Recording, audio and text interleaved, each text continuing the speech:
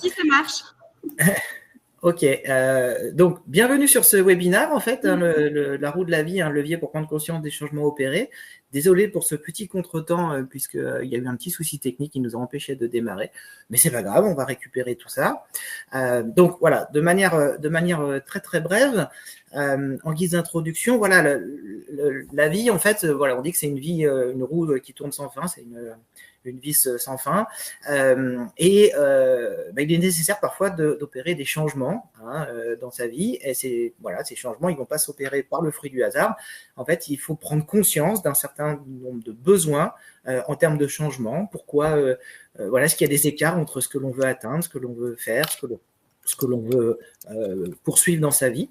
Et donc, l'idée, c'est d'utiliser un outil qui s'appelle la roue de la vie, un outil qui est beaucoup utilisé en fait dans le développement personnel, mais pas que, donc outil de coaching, mais pas que.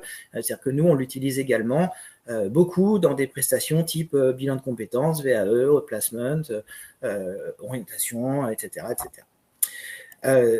Donc, cet outil-là, en fait, c'est un excellent exercice en fait pour prendre conscience de ce qui peut dysfonctionner, de ce qui peut permettre de clarifier la satisfaction, le degré de satisfaction. Est-ce que je suis satisfait aujourd'hui? Est-ce que je ne le suis pas? Est-ce que j'ai atteint mes objectifs? Comment je fais pour atteindre des nouveaux objectifs? Comment je m'y prends? Et donc, ça permet de donner une vision globale de sa vie à l'instant T, avec évidemment des choses, des satisfactions, des degrés de satisfaction qui peuvent changer avec le temps. Et c'est évident. Et puis, avec le temps, mais aussi avec la périodicité dans sa vie. Alors, avant d'attaquer vraiment sur le déroulé de quoi on parle, en fait, sur ce sujet, c'est-à-dire la prise de conscience du changement, on va essayer de se présenter de manière très, très rapide. Nous représentons le groupement que vous avez sous les yeux, c'est-à-dire VastRH, KRH, Ludispirit, Business Créa et Sobios.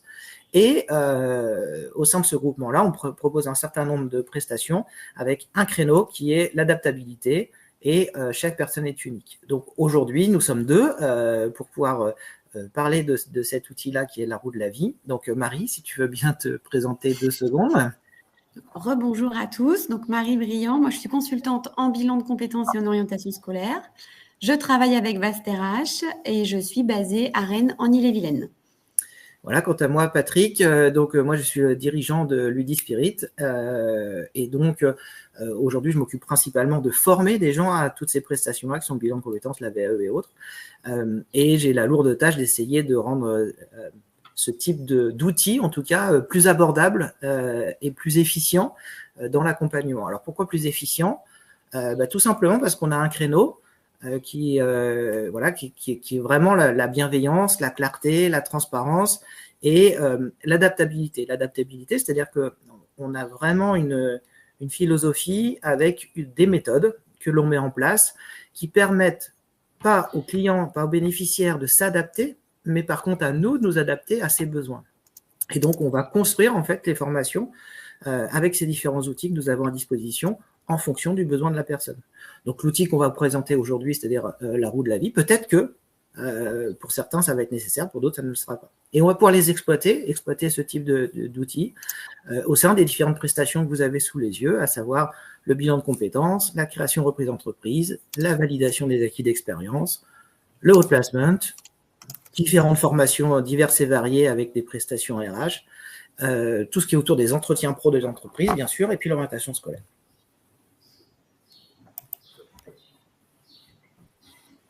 Alors, quand on parle de changement, parce qu'avant de parler de la roue de la vie, on parle de changement, de quoi on parle en fait? Donc, on vous propose là aujourd'hui le modèle de la roue de Hudson, mais c'est pour comprendre en fait l'opération des changements qu'il peut y avoir. Et puis, de bien comprendre en fait les différentes phases qu'on peut avoir dans sa vie, les transitions qu'il peut y avoir autour de cet outil. Donc, la roue de Hudson, elle s'inspire en fait des saisons, automne, hiver, printemps, été. Et elle utilise cette métaphore en fait pour bien identifier que on a des phases actives, on a des phases plus calmes, des phases avec plein d'énergie, des phases plus tristes voire dépressives. Et c'est dans ces différentes phases en fait où il va être nécessaire de reprendre en fait cette roue de la vie et son degré de satisfaction.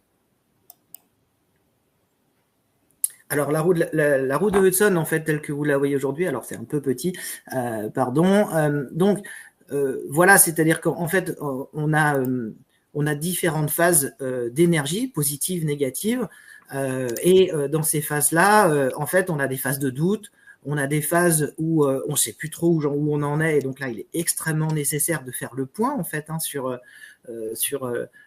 la prise de conscience des changements à opérer. Et puis voilà, une fois qu'on les a perçus, donc c'est la phase de printemps, ça permet de se lancer et de se mettre en action. Et c'est un cycle, en fait. Cette roue-là, elle avance. On peut pas avancer une voiture avec des roues carrées. Et ben là, c'est pareil, en fait, dans la vie.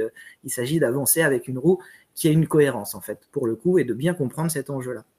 Donc, c'est pas le sujet, la roue de Hudson, mais ça permet de comprendre, en fait, ce que l'on cherche pour opérer des changements.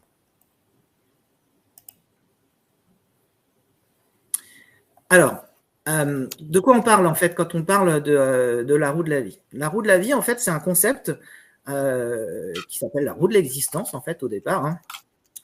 Et cette roue de l'existence, en fait, c'est un concept d'origine indienne, hein, voilà, qu'on appelle aussi la roue de la satisfaction. Et puis, elle permet, en fait, de visualiser, en fait, l'évolution sous forme d'exercices qui permettent d'identifier les domaines de sa vie, d'évaluer le temps passé, de réajuster pour trouver l'équilibre, d'évaluer graphiquement les différents aspects de sa vie. C'est très visuel. Hein. Des fois, la prise de conscience, elle est visuelle pour certains. C'est pas que de l'écrire, c'est pas que de le poser. Et en fait, Hal Elrod, en fait, qui a travaillé sur un bouquin qui s'appelle Le Miracle Morning, que vous avez là sous les yeux, qui explique très très bien son utilisation dans son livre. Donc, je vous invite à pouvoir aller voir de quoi il retourne. Donc, le but étant d'utiliser cette roue pour évaluer chaque aspect de sa vie et qui permet aussi de l'auto-évaluation. C'est-à-dire qu'en fait, il n'y a pas besoin forcément de quelqu'un pour réutiliser, réexploiter cet outil. Alors, on va essayer de travailler, bien sûr, sur des déclinaisons et de comprendre comment cela fonctionne. Alors, pour se tester, en fait, c'est simple. Il s'agit de dessiner une roue. On prépare une roue qui ressemble à ce que vous avez sous les yeux, avec des notes qui vont de 1 à 10. Voilà, 10 étant le plus grand degré de satisfaction, 1 le degré le plus faible. Et on va pouvoir mettre un certain nombre de thèmes en lien en face de chaque critère, donc de chaque camembert, on va dire. Alors, comment ça va se décliner? Quels sont ces critères-là? Eh bien, en fait, on a plusieurs domaines de vie que l'on peut exploiter, mais c'est pas une liste exhaustive. C'est-à-dire qu'on n'est pas obligé de tout prendre. Hein, c'est pas une obligation. On n'est pas obligé d'utiliser tout. Ou au contraire, on peut même mettre certains aspects qui sont importants pour nous et qui ont un enjeu pour nous. D'ailleurs, je vous montrerai un petit peu plus tard comment on peut le décliner de manière différente. Donc, là, il y a 12 domaines, mais il peut y en avoir d'autres. Et ces domaines qui sont les plus usités, en tout cas, sont la santé, la gestion et stratégie, en fait, qu'on va mettre en place, les amis, les relations sociales, le couple, la vie amoureuse, le sexe, c'est important aussi, la famille, l'argent, les finances, le travail et le business, le développement personnel, l'environnement personnel, le sport et le loisir. Alors, c'est amusant de mettre le développement personnel dans un outil pour le développement personnel, mais en même temps, ça permet de savoir où on en est aussi sur ce sujet. Donc, il s'agit d'évaluer, en fait, dans chaque domaine où on se trouve. Donc, pour chaque domaine, en fait, on va pouvoir mettre un point de couleur sur la situation actuelle dans chacun des secteurs de la vie que l'on a choisi, 1 étant le moins bon et 10 la meilleure.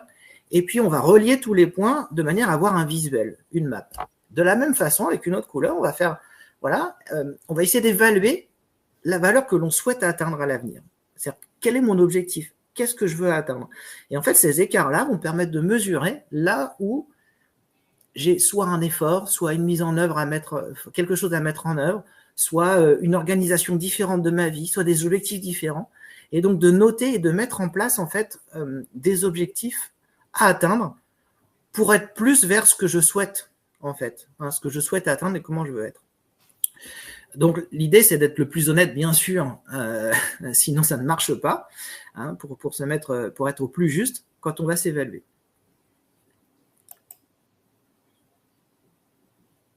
Alors, il s'agit de se poser les bonnes questions. C'est-à-dire qu'une fois qu'on a fait ça, bah oui, il faut analyser en fait un petit peu ce truc-là. Donc, vous voyez, vous avez un modèle en fait en dessous avec voilà le degré de satisfaction en orange, en vert le souhait à atteindre. Et là, on voit bien que, par exemple, c'est quelqu'un qui aimerait bien avoir plus de loisirs, qui ne fait pas qui souhaiterait, en tout cas, mettre plus en avant l'objet santé, qui est plutôt à l'aise financièrement, même si ça pourrait être plutôt avancé. On voit bien également que, oui, il y a une notion de couple qui est compliquée en ce moment, en tout cas à l'instant T pour cette personne-là, alors qu'au niveau de la famille, ça se passe plutôt bien. Alors peut-être que c'est au niveau du travail, c'est peut-être au niveau de la carrière qui a été gérée et à défaut d'autres choses, on ne sait pas. Donc l'idée, c'est de creuser ça, en tout cas avec ces personnes-là, qui vont pouvoir mettre, et c'est là où on va pouvoir les accompagner, c'est-à-dire qu'une fois qu'on a posé en fait cet outil-là, on va poser les bonnes questions. Est-ce qu'il y a des domaines où je me sens équilibré? Est-ce qu'il y en a où qui sont beaucoup plus hauts ou plus bas que les autres? Est-ce qu'il y a des notes basses et est-ce qu'on sait les expliquer? Est-ce que ces résultats sont conformes à mes attentes? Voilà, est-ce qu'on pensait que ce serait comme ça? Donc si on est très honnête, des fois on dit tout va bien, tout va bien, tout va bien. Oui, sauf que si on n'est pas en adéquation, ça ne marche pas bien en fait. Hein, et donc quel domaine on aimerait améliorer? Et puis surtout, les prioriser aussi, ces domaines-là. On va tout faire d'un coup. Mais peut-être qu'en améliorant un domaine, ça permettra d'améliorer un autre. Et ça permettra de se retrouver ailleurs. Donc après, ces jeux de dominos, en fait, ces jeux d'interaction sont hyper importants. D'où l'intérêt de choisir correctement, en tout cas, les items que l'on va utiliser dans cet outil.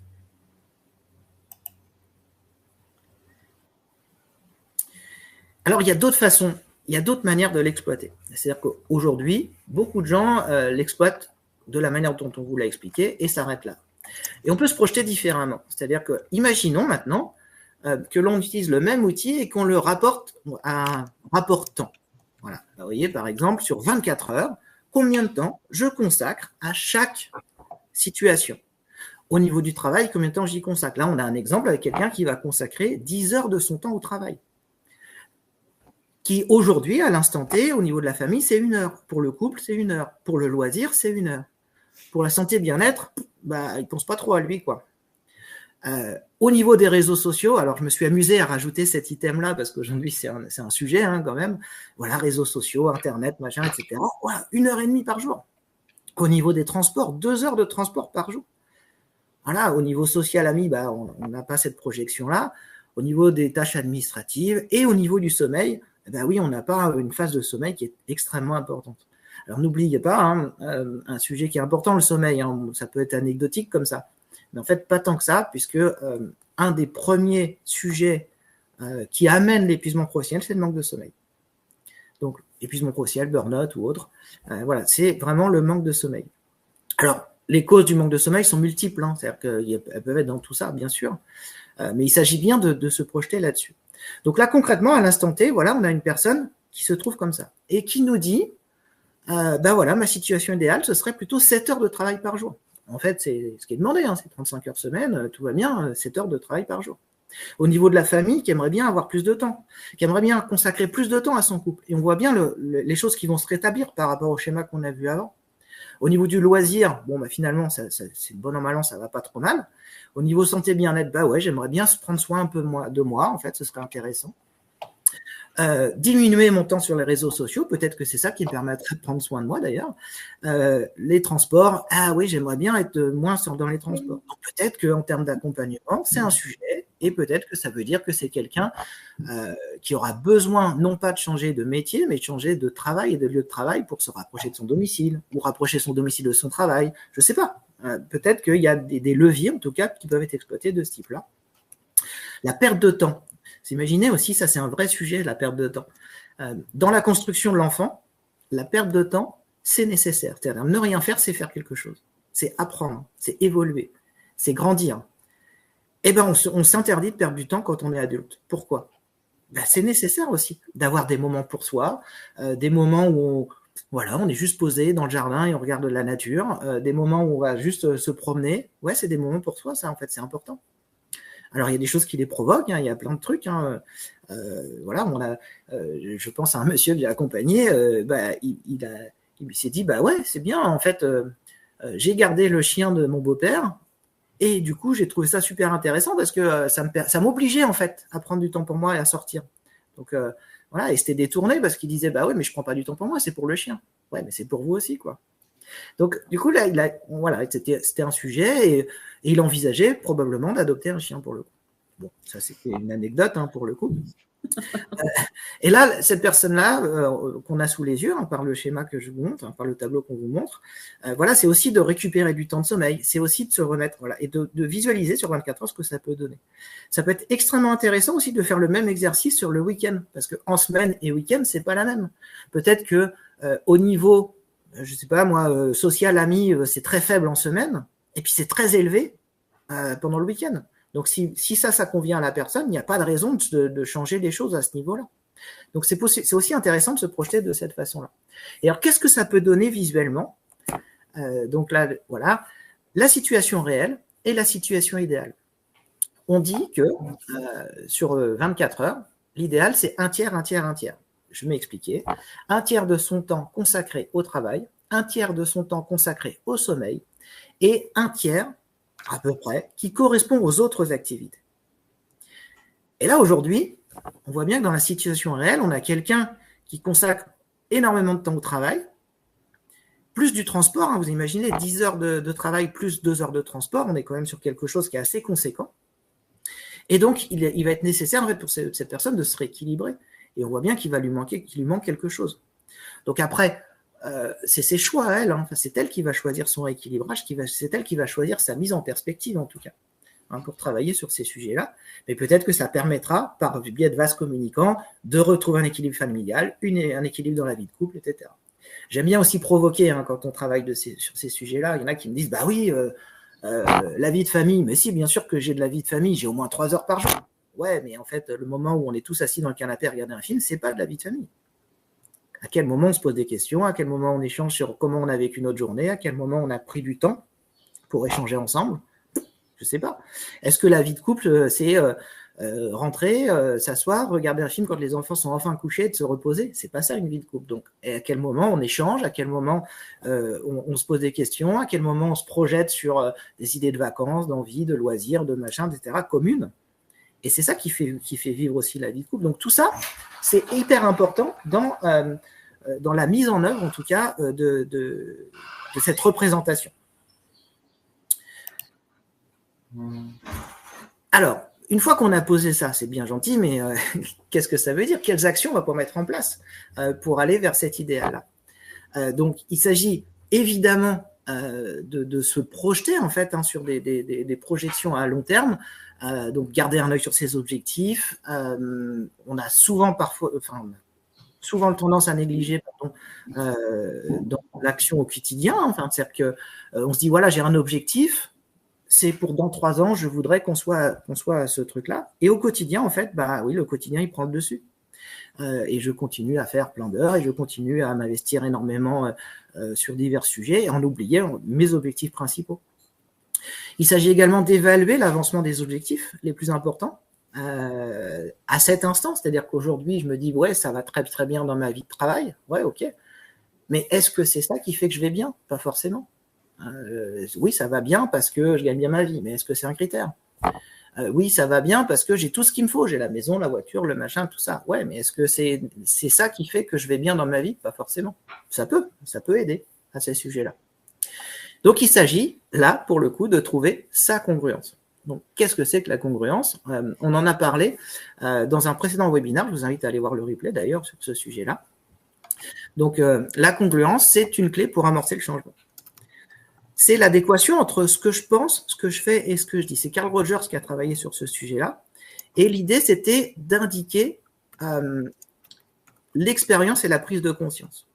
L'adéquation entre ce que je pense, ce que je fais et ce que je dis, c'est par exemple, pour que vous compreniez bien, je pense que je fais trop d'heures au travail. Ce que je fais, c'est que je continue à les faire. Ce que je dis, c'est que tout va bien. À quel moment mon employeur, il sait que je ne vais pas bien et que je fais trop d'heures?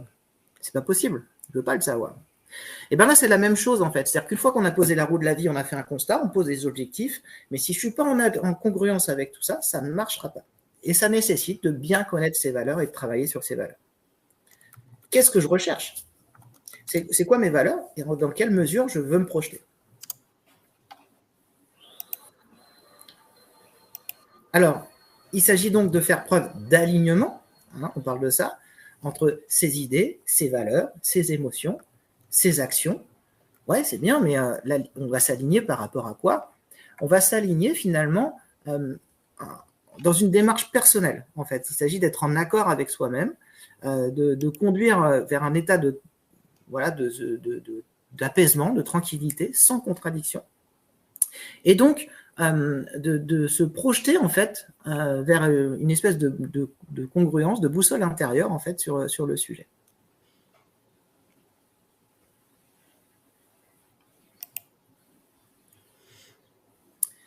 Alors, évidemment, quand on parle de ça, ça ne signifie pas être parfait. Voilà, il faut vraiment se projeter là-dessus. Donc, cette boussole intérieure qu'on retrouve ici, c'est penser, sentir et agir dans une même direction.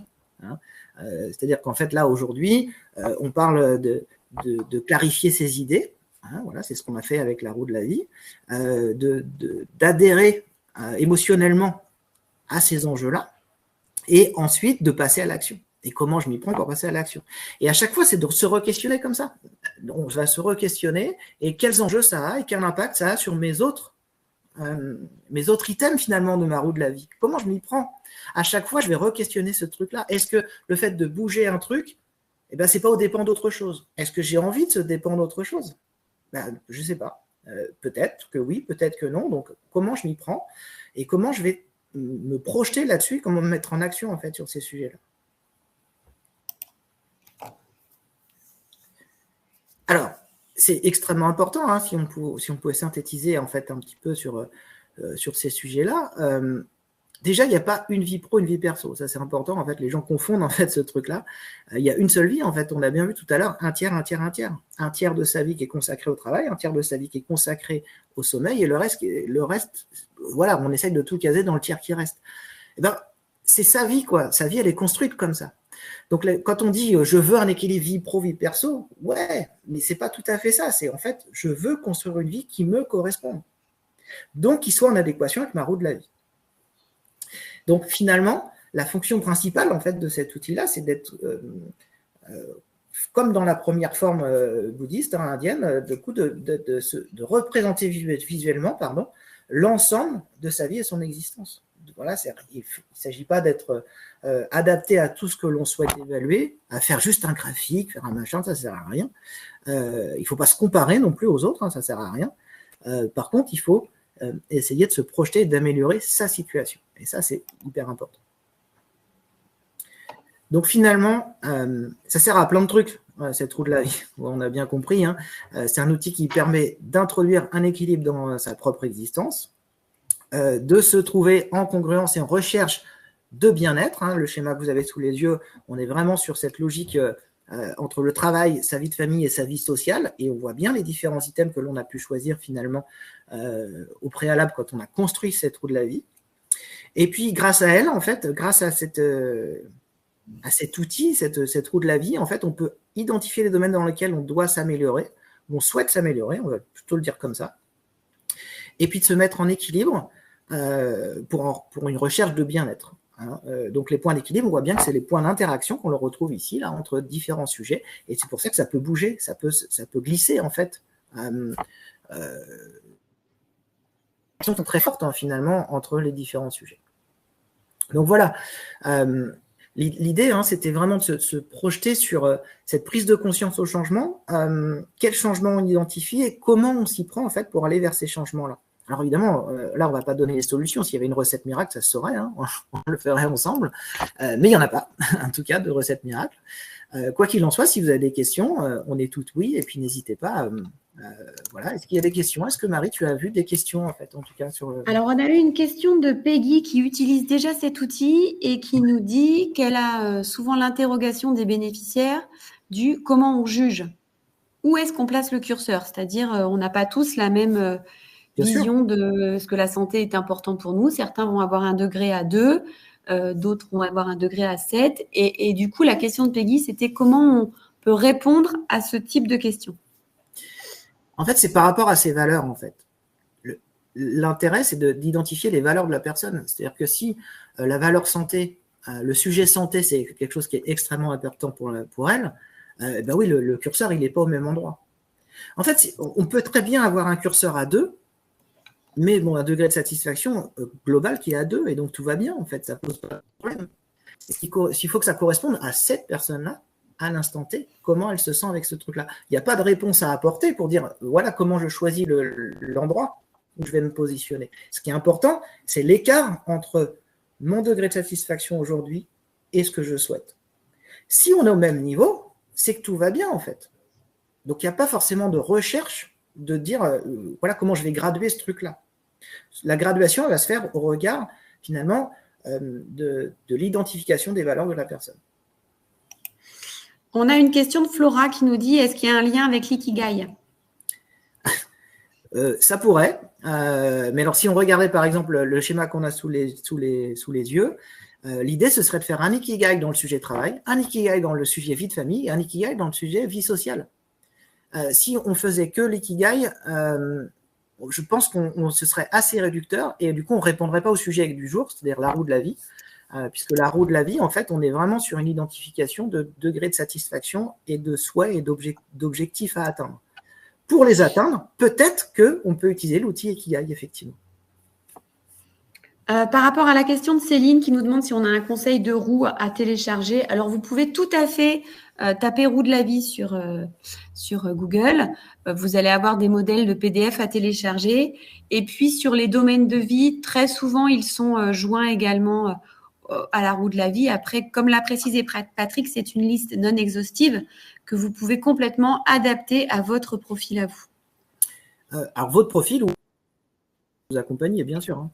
Tout à fait. Vous avez vu, par exemple, moi, je me suis amusé à rajouter, mais je l'ai fait exprès, hein, rajouter un truc sur les réseaux sociaux, bah, pourquoi pas, quoi, en fait.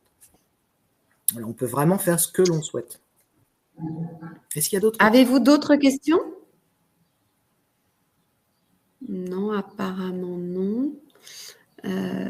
Écoutez, je pense que tout est clair. Vous pouvez retrouver la globalité de nos replays sur la chaîne Ludispirit via Webikeo et nous déposons également le support qui vous a été présenté cet après-midi. Ah, donc n'hésitez pas, voilà, on parlait de télécharger les outils, mais aussi le mieux c'est de le construire. Hein. Enfin, c'est-à-dire qu'il n'y a rien de mieux. Hein. Il y a un outil qui permet de se détendre, hein, le mandala et autres. Bah, là, voilà, construisez votre roue de la vie, faites des super dessins, éclatez-vous. Et ça sert aussi à se projeter, à se poser les bonnes questions peut-être au bon moment pour le coup. Par rapport, on a une dernière question de Peggy qui nous dit pourquoi ne pas passer directement sur la version en mode camembert par rapport au temps? Ça, c'est vraiment l'adaptation de chacun. Certains vont préférer travailler sur la partie camembert pour avoir un visuel graphique, et puis d'autres ont besoin de rationaliser avec des données et des chiffres. Là, encore une fois, tout à l'heure, Patrick parlait d'adaptabilité, et c'est vraiment ça le cœur du défi quand on travaille une roue de la vie, c'est de vraiment travailler l'outil en ce qui convient à la personne que l'on accompagne. C'est-à-dire que là, c'est parce qu'en fait, on utilise aussi un outil Excel, donc on met les chiffres et ça nous donne en fait un camembert derrière. Néanmoins, pour certaines personnes, le rapport à l'heure, ça n'aura pas de sens. Pour d'autres, ça va être nécessaire pour une prise de conscience. L'idée, c'est de provoquer quelque chose, en fait. Donc, en fait, voilà, adapter aussi en fonction des personnes que vous avez en face de vous ou en fonction de vous, en fonction de vos besoins à vous. Et c'est ça qui est hyper important, en fait, pour le. On a une interpellation de Maud qui nous dit très intéressant à faire au moins une fois par an. Oui, c'est vrai. On devrait prendre ce temps de réflexion au moins une fois par an ou quand on sent qu'on commence à être un peu dans le rouge, prendre le temps de se poser et de réaligner les curseurs. Ça reste toujours important à faire. Et peut-être sur ce que sur la roue de Hudson, on appelle la phase hiver, hein, donc la phase descendante, peut-être c'est le moment de se poser les questions pour se remettre en dynamique. Alors la phase hiver ne veut pas dire qu'on est en hiver, hein, même si c'est souvent le cas. Mais en fait, peut-être que c'est à ce moment-là de se dire « Oula, je sens que je suis sur une pente descendante. Bon, allez, je vais me rebooster et j'ai besoin de revoir clair en fait et de voir quels sont nos objectifs pour la suite. » Effectivement, ça peut être super intéressant de faire ça à peu près une fois par an. C'est peut-être pas quelque chose d'intéressant. Alors, on vous donne rendez-vous le jeudi 25 avril sur le dispositif VAE, puisqu'il y a un nouveau dispositif mis en œuvre, de son application du décret à l'accompagnement. Je vous invite à vraiment vous inscrire et à suivre ce webinaire très intéressant sur l'introspection professionnelle et le parcours. Voilà, merci à tous. Et bonne fin de journée et puis bonne réflexion autour de cet outil qui est la roue de la vie. Merci beaucoup. Merci, au Au revoir. revoir.